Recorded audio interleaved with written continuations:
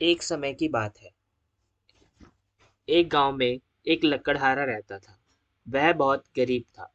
वह जंगल से लकड़ियां काट कर लाता था। उन लकड़ियों को वह बाजार में बेचता था। उसी से उसका गुजारा होता था।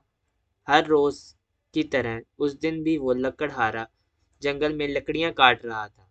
जिस पेड़ से वह लकड़ियां काट रहा था वह पेड़ नदी के किनारे था।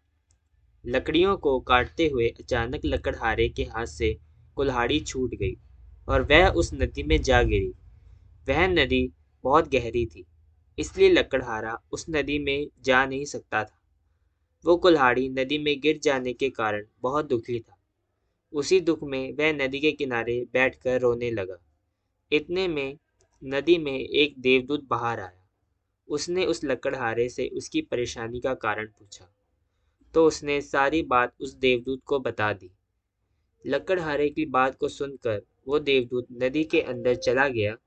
कुछ क्षण के बाद जब वो वापस आया तब उसके हाथ में एक सोने की कुल्हाड़ी थी।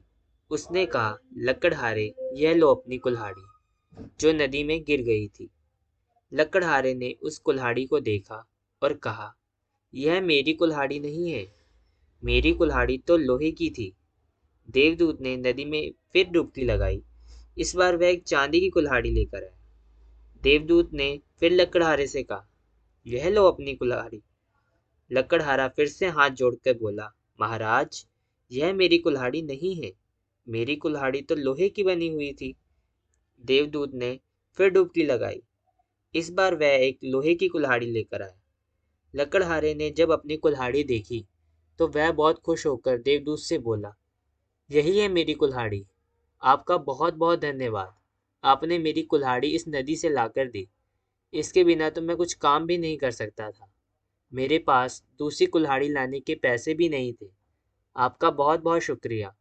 देवदूत उस लकड़हारे की सच्चाई और ईमानदारी से बहुत खुश हुआ।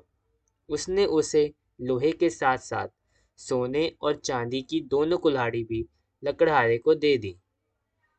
इस कहानी से हमें ये सीख मिलती है, हमें कभी लालच नहीं करना चाहिए। लालच इंसान को सदैव गलत रास्ते पर ले जाता है।